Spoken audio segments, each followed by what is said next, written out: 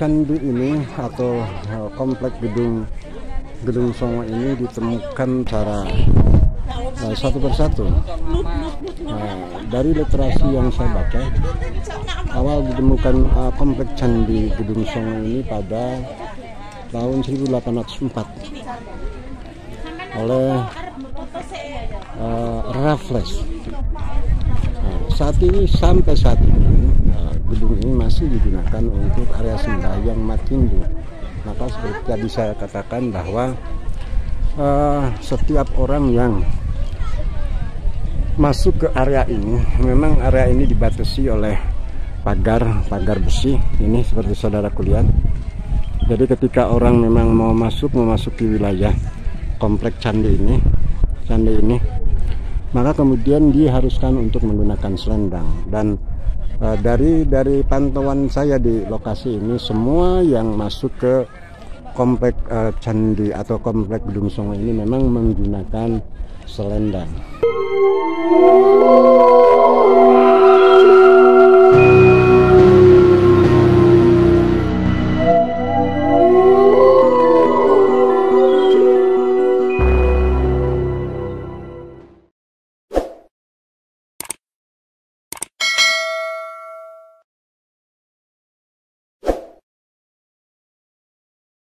Bismillahirrahmanirrahim. Assalamualaikum warahmatullahi wabarakatuh.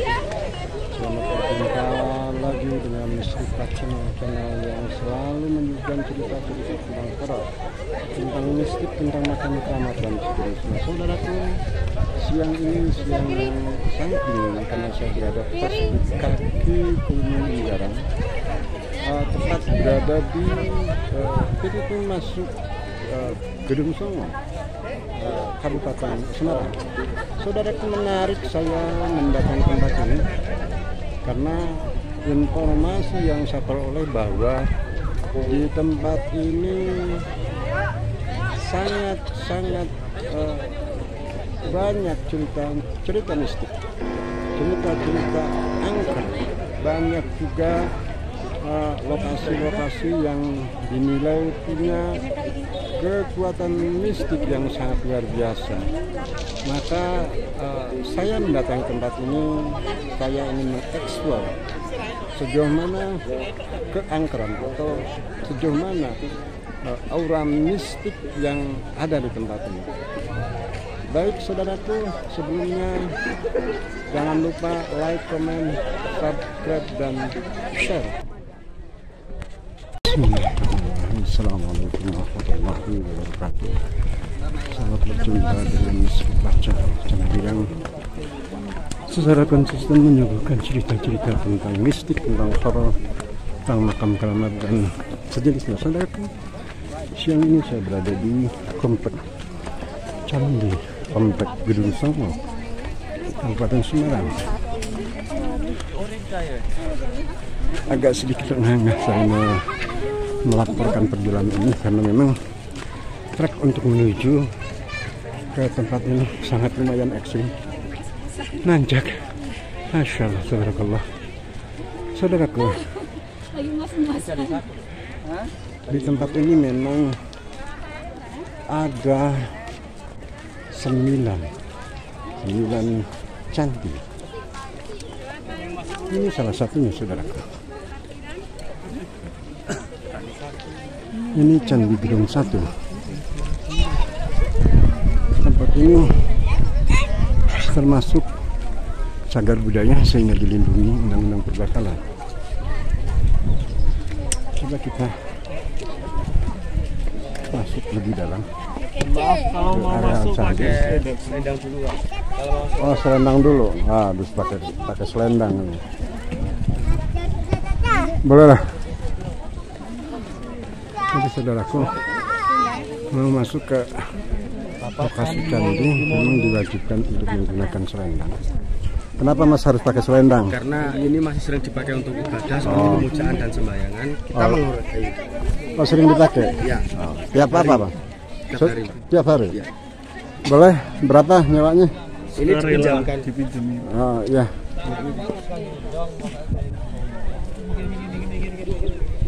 Ada masalah Jadi memang masuk ke area candi ini setiap pengunjung harus menggunakan selendang. Karena tadi menurut penjaga candi, tempat ini masih kembali digunakan untuk ibadah umat Hindu ya. Umat Hindu. Maka untuk menghargai lokasi ini, setiap pengunjung diharuskan untuk menggunakan selendang seperti ini.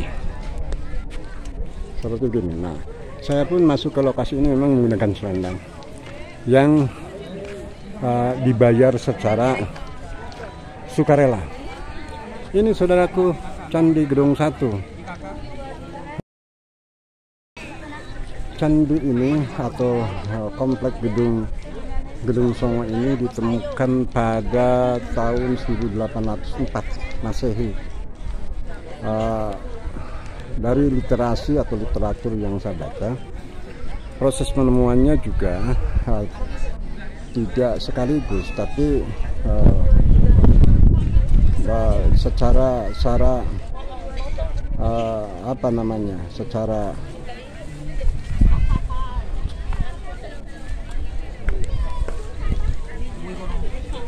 jadi proses penemuan candi ini memang tidak sekaligus. Penemuan candi ini secara satu persatu. Dari literasi yang saya baca, awal ditemukan komplek Candi Gedung Songo ini pada tahun 1804 oleh Raffles. Sampai saat ini gedung ini masih digunakan untuk area sembahyang umat Hindu. Maka seperti tadi saya katakan bahwa setiap orang yang masuk ke area ini, memang area ini dibatasi oleh pagar besi ini seperti saudaraku lihat. Jadi ketika orang memang mau memasuki wilayah komplek candi ini, maka kemudian diharuskan untuk menggunakan selendang. Dan dari pantauan saya di lokasi ini, semua yang masuk ke komplek candi atau komplek Gedung Songo ini memang menggunakan selendang. Saya coba nanti masuk ke area dalam sana, mudah-mudahan diperkenankan ya. Hanya saat ini saya tidak bisa masuk, masih digunakan area foto-foto para pengunjung. Sedikit saya gambarkan bahwa posisi Gedung Songo ini memang ada di kaki Gunung Unggaran, sehingga memang di sini memberikan suasana yang sangat-sangat sejuk. Apalagi saat saya explore ini, kondisi sedang gerimis, sehingga menambah suasana lokasi ini semakin dingin. Saya juga datang ke tempat ini menggunakan mantel karena sangat-sangat dingin. Nah, coba kita refleksi ke masa-masa candi ini memang dipergunakan secara terbuka oleh umat Hindu pada zamannya. Kenapa kemudian di tempat yang sejuk? Mungkin karena memang kondisinya yang memberikan nuansa kekhusyuan untuk beribadah. Aduh, saya belum bisa explore ke dalam candi karena memang masih dipakai untuk foto-foto para pengunjung. Saya memang pengen tahu bagaimana sih kondisi di dalam candi tersebut. Tapi coba saya explore, saya coba muter ke kompleks candi ini. Candi ini memang tidak terlalu besar. Candi ini dibangun bersamaan dengan dibangunnya Candi Borobudur. Itu dari literasi yang saya baca oleh Raja Sailendra. Maka tidak heran kemudian tekstur batu-batu yang ada di Candi Gedong Songo ini menyerupai dengan tekstur batu-batu yang ada di Candi Borobudur.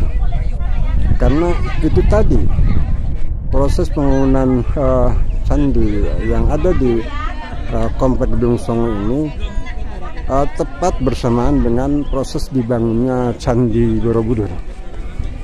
Coba kita agak nyuri waktu sedikit karena memang yang mau ngantri banyak. Jadi ini saudaraku kondisi di dalam candi ini. Memang di sini ada keterangan batas pengunjung. Jadi memang pengunjung tidak boleh melewati batas yang sudah ditentukan itu. Hanya sekilas saya bisa beri gambaran di dalamnya. Ini ada semacam tempat persembahan dan masih terdapat bunga-bunga yang masih segar. Mungkin saja memang baru digunakan untuk proses ibadah komunitas atau teman-teman yang beragama Hindu. Silakan, Pak.